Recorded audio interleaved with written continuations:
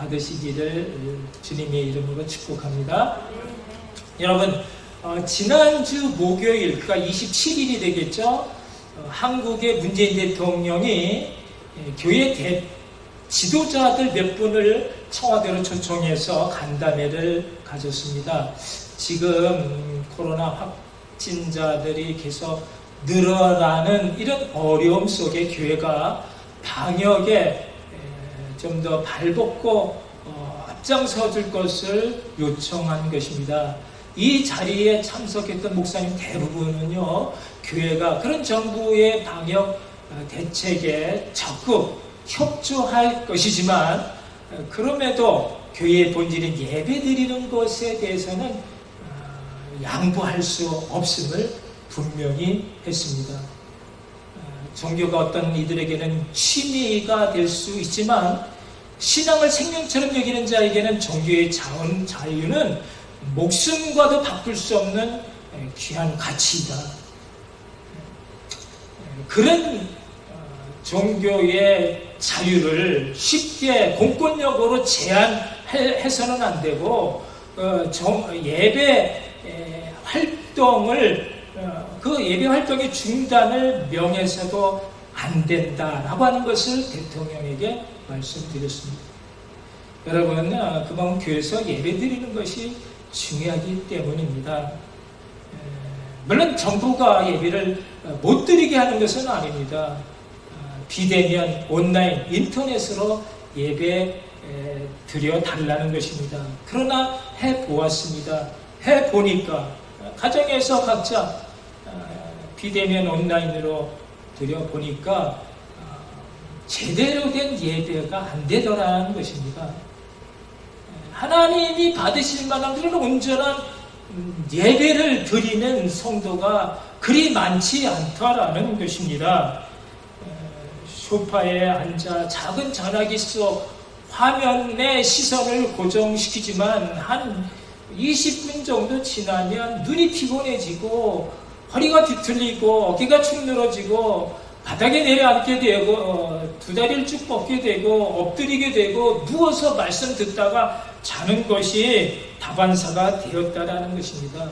뭐 꼭 그렇게 되지는 않다 하더라도 교회 와서 예배 드리는 것만큼 은혜를 받을 수 없다라는 것입니다. 여러분, 이것이 계속되어 시간이 흘러가면 어떻게 되겠습니까?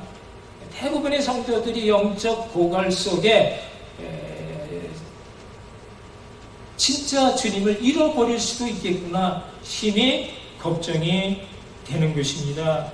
우리가 주님 없이도 얼마든지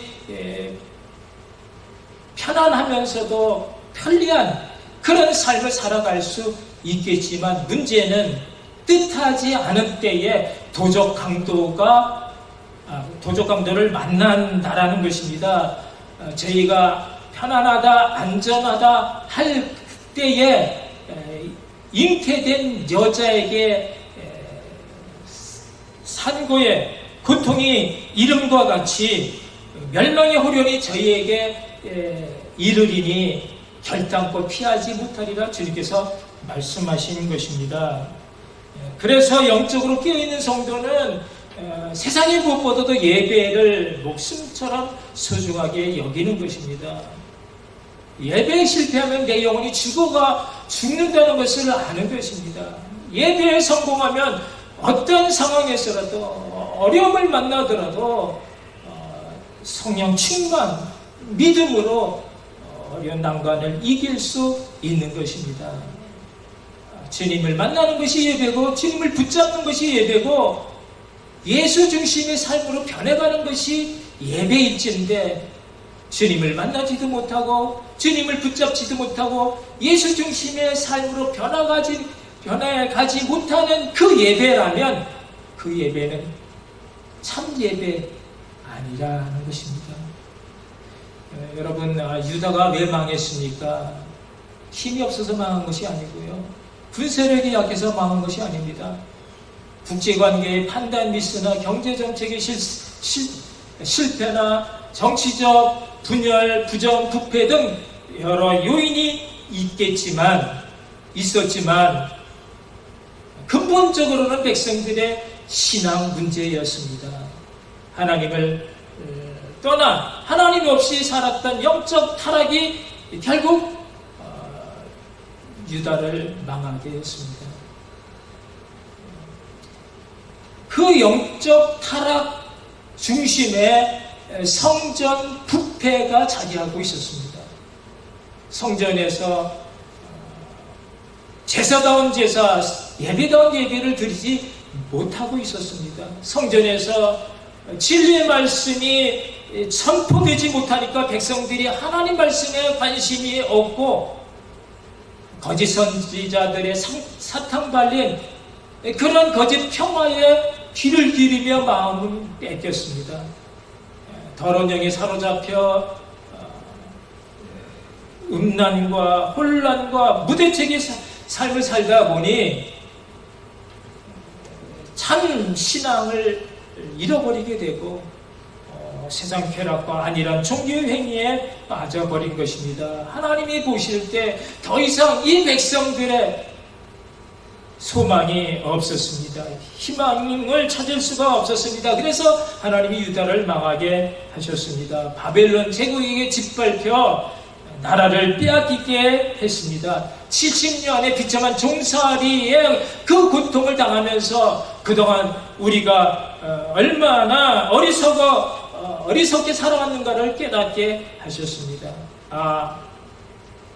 우리가 그동안 하나님을 너무 멀리 떠나서 살았구나. 우리가 더러운 영에 사로잡힌 포로 생활을 했구나. 우리가 얼마나 허망한 것을 쫓아 살았고 얼마나 하나님 앞에서 교만했었는가를 보게 한 것입니다. 하나님께서 그토록 많은 것을 베풀어 주셨는데 시편 137편에는 이 백성들이 이 바벨론 여러 광교에 앉아서 그 하나님 시온을 기억하며 울었다고 했습니다. 하나님이 저가 꿀이 흐르는 비옥한 땅을 주셨건만, 하나님이 자신이 함께 하실 그 성전을 주셨건만, 이 백성들은 그 복을 아담처럼 싸구려 엿장수 이방 신상들과 바꿔 버렸습니다. 그리고 강변에 앉아 그때를 기억하며 하나님이 계시는 시온을 향해 울고 또 울었습니다. 어느 때 우리가 다시 그 제단에서 여호와 영광을 뵐 수 있겠는가 탄식하며 흘리는 그 눈물의 회개를 하나님이 보고 계셨습니다. 그리고 하나님은 에스겔을 통해서 놀라운 꿈과 비전을 보게 하시는 것입니다. 여러분, 우리가 지금 하나님의 성전에서 신령과 진정으로 예배드리는 이 시간이 우리에게는 얼마나 소중한 시간이고 또 행복한 순간인지 믿으시기 바랍니다.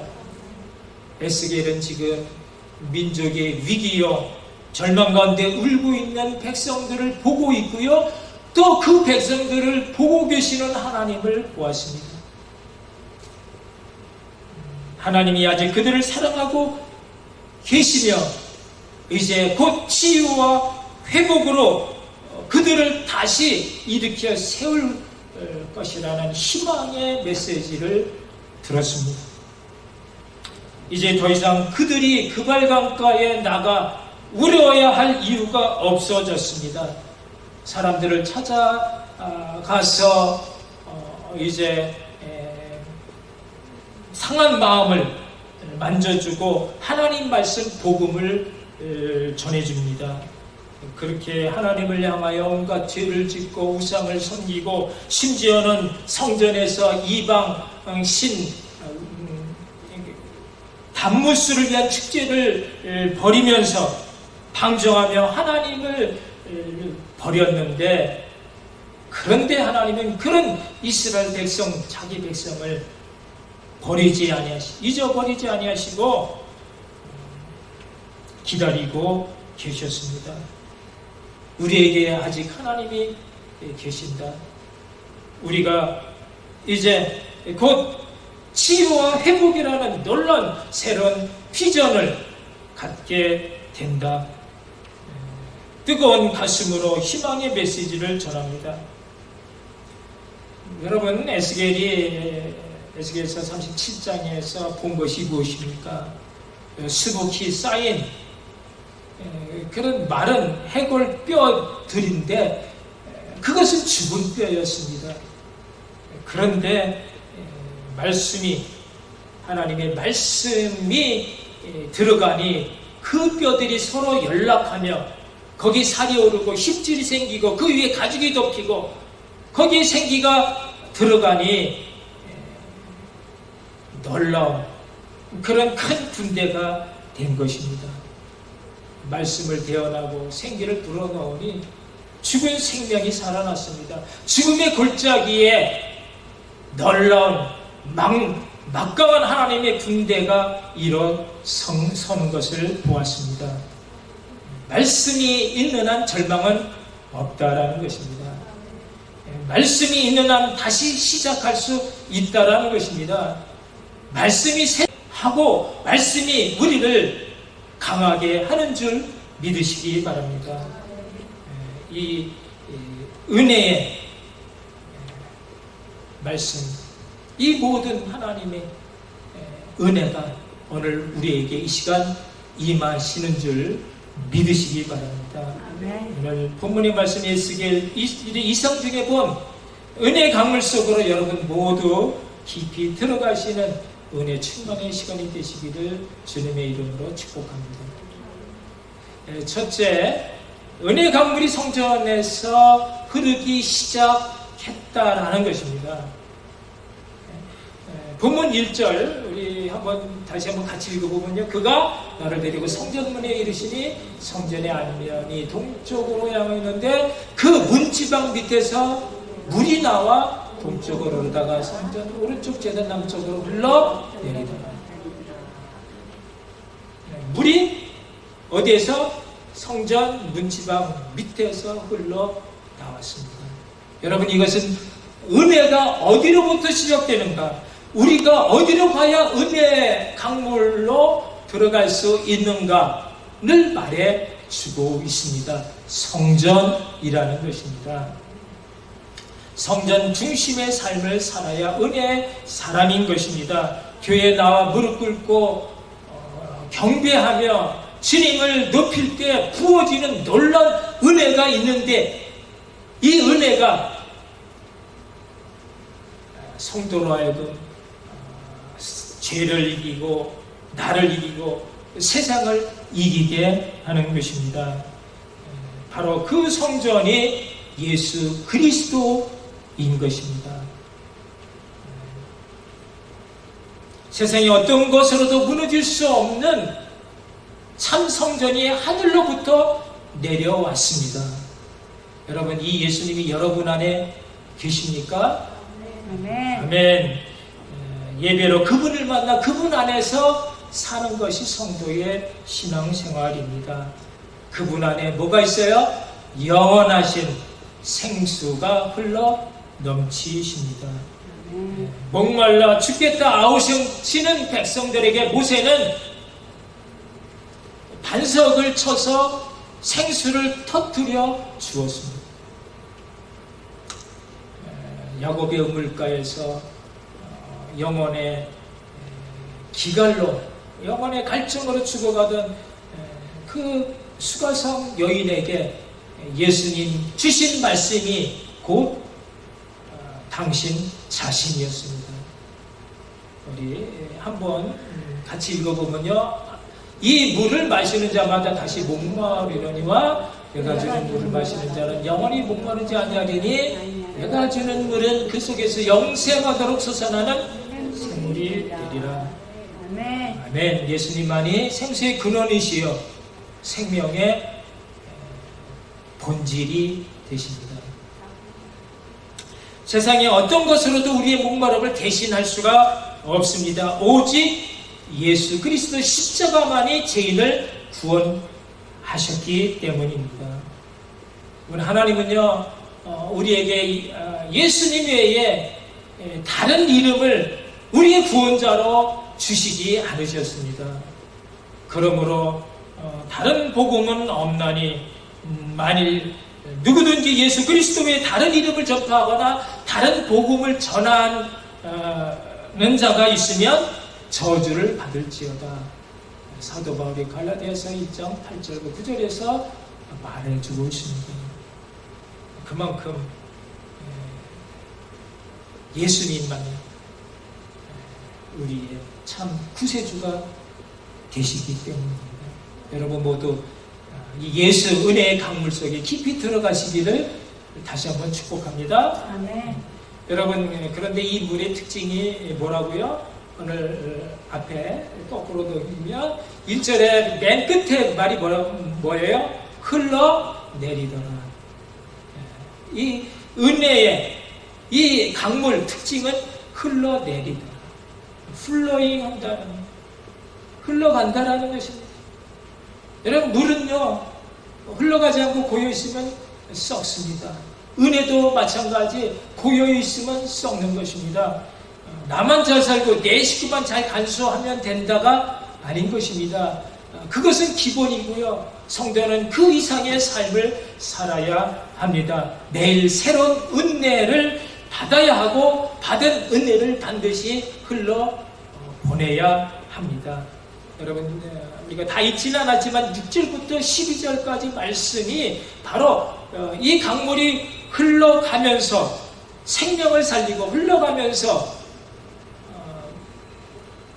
땅을 바꾸고 흘러가면서 과실을 맺게 하고 흘러가면서 어부들을 모으고 흘러가면서 새로운 역사, 생명의 역사, 희망의 역사를 일으켜 세운다라고 말하고 있습니다. 여러분 잘 아시겠지만 이스라엘에는요, 두 개의 커다란 호수가 있습니다. 북쪽에는 갈릴리 호수가 있고 남쪽에는 사해 호수가 있습니다. 특징이 뭐냐 하면 북쪽의 갈릴리 호수는요, 그 위에 있는 헐본 산으로부터 흘러내리는 모든 골짜기 물들을 전부 다 받아 가지고는, 그리고는 받은 것만큼 그 밑에 요단강으로 흘러내보내고 있습니다. 그래서 늘 물이 맑고 깨끗합니다. 그래서 그 속에는 엄청나게 많은 물고기들이 살고 있습니다. 그런데 사해바다는요, 받을 줄만 알지 내보낼 줄을 모릅니다. 그래서 흘러내보내지 못한 그 물들이 썩는 거죠. 죽은 물이 됩니다. 그래서 그곳에는 아무것도 살지 못합니다. 여러분, 우리가 예수님을 만나 은혜를 받게 되면 받은 만큼 그 은혜를 베풀면서 살아야 합니다. 나누는 동안 비워지는 동안 새 은혜로 채워지는 것입니다. 그래서 가는 곳마다 생명력으로 충만해져 죽은 가정이 살아나고 깨어진 인간관계가 회복이 되어지고 교회가 생기로 가득 넘치게 됩니다. 여러분, 우리가 돌이켜 회개하기만 하면 우리의 메마른 심령을 은혜의 생수로 적셔주시며 세상에 없는 위로와 기쁨을 가득 넘치도록 부어주시는 분이 바로 예수님이십니다. 지금보다 훨씬 더 나은 미래의 꿈과 비전을 보게 하십니다. 우리의 결단을 붙들어 주시고 할 수 없는 자가 아닌 할 수 있는 자로 세워주십니다. 문제는 우리가 생수의 근원 되시고 은혜의 강물 되시는 예수님으로 사는 것입니다. 이 예수 은혜가 이 시간 여러분 심령 가운데, 여러분 삶 가운데 충만하시기를 다시 한번 축복합니다. 두 번째, 은혜의 강물은 점점 깊어진다라는 것입니다. 은혜의 강물은요, 점점 더 깊어지게 되어 있습니다. 이것은요, 점진적인 우리의 성숙한 은혜 생활을 말하고 있습니다. 본문 3절을 보면요, 함께 읽겠습니다. 그 사람이 소리를 듣고 동쪽으로 나가며 천척을 측량한 후에 내게 그 물을 건너가게 하시니 물이 발목에. 그 다음에 4절 5절 계속해서 또 천측을 측량하니 물이 점점 더 이제 발목에서 무릎에서 허리에서 그 이상으로 깊어져 가는 것에 대한 말씀을 우리에게 주십니다. 여러분, 이것은요 우리의 믿음 생활을 측량하라는 것입니다. 내가 점점 지금 잘 자라고 있는지, 내가 점점 은혜의 강물 속으로 들어가고 있는지를 수시로 체크하라는 것입니다. 처음엔 물이 발목에 찼습니다. 이것은요 이제 방금 구원을 받은 새 신자의 모습을 바랍니다. 물이 발목에 찼으니 얼마든지 뛰어다닐 수 있습니다. 교회 다니지만 아직 세상을 수시로 넘나들 수 있습니다. 다 버린다고 했지만 아직 옛 습관이 남아 있습니다. 교회 왔지만 주머니에 담배 같은 거 들어가 있을 수도 있고요. 또 술자리, 도박장까지도 그냥 아무 생각 없이 가리지 않습니다. 그렇게 살아도 별로 불편함을 느끼지 못합니다. 그러나 그렇게 다시 1천척의 시간이 흘러갑니다. 그러면 이제 그 물이 무릎까지 오르게 됩니다. 물이 무릎을 차게 되어지면 뛰어다니는 것이 여간 불편하지 않습니다. 용이롭지 못합니다. 너 예수 믿는 사람이 그렇게 살아도 되냐? 스스로에게 묻습니다. 이제 광야 생활이 시작된 것입니다. 뭔가 새로워져야 할 것만 같은 그런 강한 도전을 받습니다. 그만큼 옛 습관이 멀어져 갑니다. 또 그렇게 이제 1천척의 시간이 흘러가면 물이 허리에 차게 됩니다. 여러분, 물이 허리에 차게 되면 어떻습니까? 뛰기는커녕 걸어 다니는 것조차 많이 불편합니다. 여러분, 젊었을 때 수구 해보신 분, 물 속에서 물 가지고 공놀이 해보신 분들 아시지만, 수구는 보통 물이 허리 이상의 그 가슴 정도, 여기에서 수구를 합니다. 공을 따라 걷기도 하며 수영을 합니다. 그런데 쉽지 않습니다. 금방 지칩니다. 얼마 가지 않아 탈진하게 됩니다. 여러분, 내 힘으로 헤엄치려고 하면, 내 마음대로 세상 살려고 하면 금방 지칩니다. 이것은 이제 자기 부인의 단계입니다. 물의 흐름을 탈 줄 알아야 한다는 것입니다. 이제는 내 마음대로 살아서는 안 돼. 물의 질서를 따라 살아야 돼. 너 몸의 무게중심을 내려놓고 물의 흐름을 따라 사는 법을 배워야 한다라고 우리에게 말해주고 있습니다. 이제 이러한 내가 죽고 십자가로 살게 되는 그런 법을 배우게 되면서 우리는 광야를 지나가게 됩니다. 광야를 지나가는 사람이 달라지는 것은 타겟이 달라지는 거예요. 이제 저 사람이 죽어야 될 사람인 줄 알았는데 죽어야 할 사람은 저 사람이 아니 바로 나구나라는 것을 깨닫게 됩니다. 내가 먼저 죽어져야 평안해지고 모두가 사는 것을 깨닫게 됩니다. 남을 원망하고 환경을 탓했던 사람이 그 모든 원인이 바로 나에게 있음을 깨닫게 됩니다. 그러면서 이제 은혜의 강물이 허리를 차고 넘어 어깨까지 이르게 되면 이제 내가 도무지 건널 수 없는 큰 강이 됩니다. 내가 완전 물 위에 떠 있게 됩니다. 이것은 성령의 사람의 단계입니다.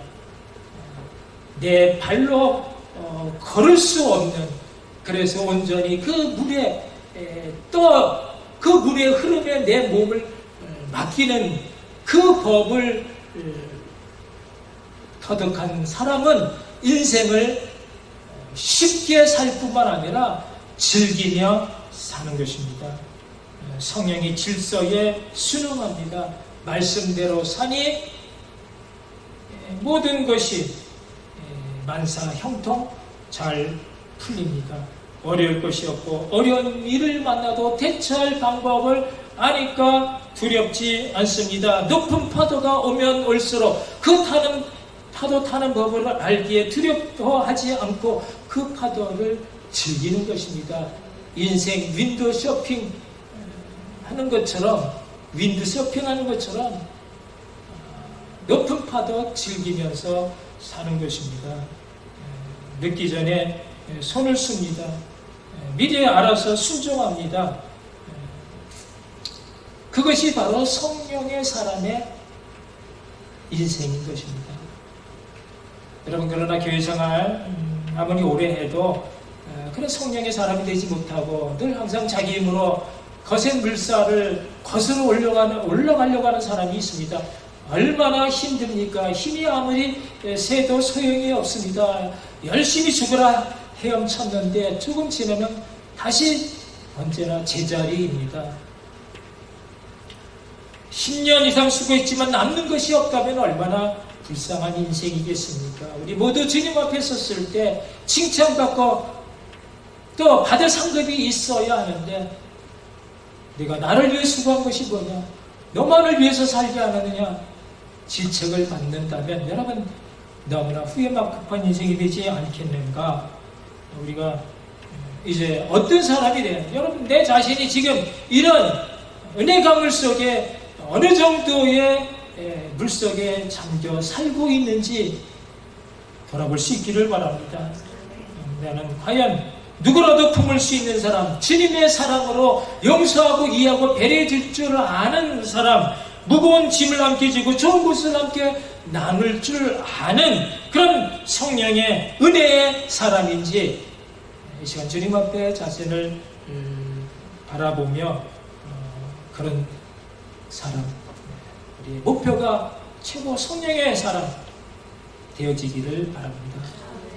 여러분, 성대 신앙생활이 무엇이라고요?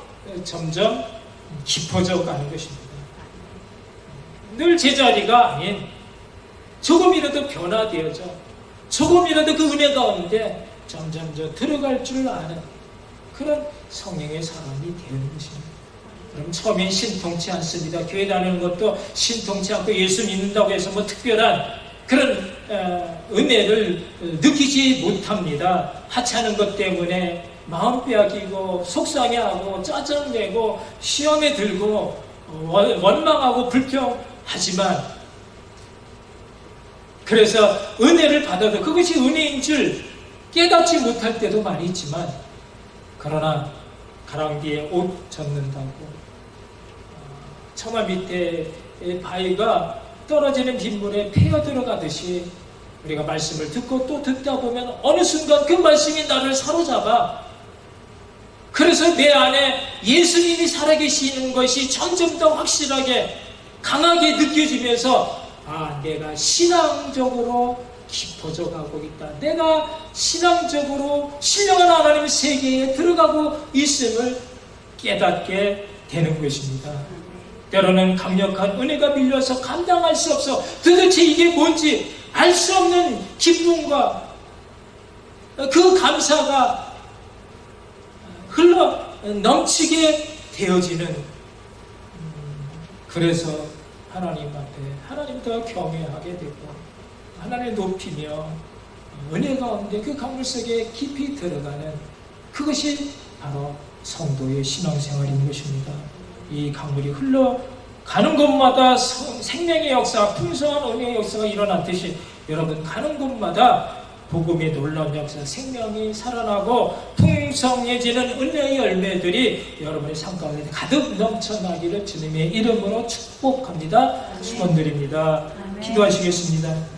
오늘 우리에게 주신 말씀 다시 한번 곰곰이 생각해 보면서 과연 나는 이 은혜의 강물 어느 곳에 서 있는지, 아직도 내 생각과 내 뜻대로 되지 않는다 짜증내며 보이는 그런 현실 가운데 보이는 것 때문에 마음 되게 어려워하는, 그래서 그 너머 역사하시는 하나님의 은혜의 손길을 바라보지 못하고 그 은혜 강물 가운데 몸을 맡기지 못하는 어리석은 삶을 살고 가고 있지는 않는가. 주여 우리를 불쌍히 여기시옵소서. 내가 이제는 주님 앞에 그 모든 것 다 받아 누릴 수 있는 하나님의 사람, 성령의 사람, 은혜의 사람 되게 해달라고 다시 한번 기도하시겠습니다.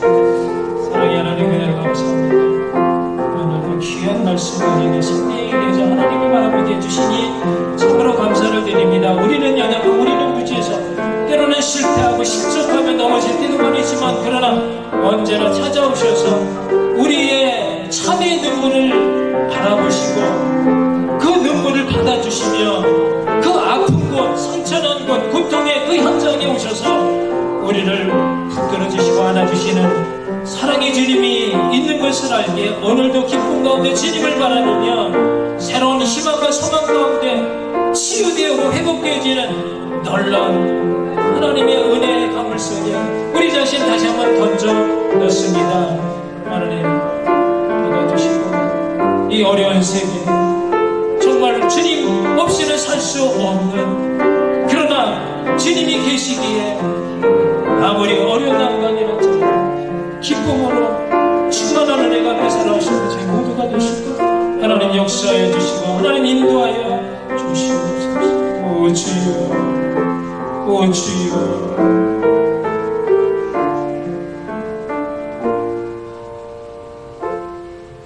사랑의 주님, 은혜를 감사합니다. 오늘도 찾아오셔서 빛으로, 말씀으로, 생명으로 우리를 새롭게 해주시니 감사를 드립니다.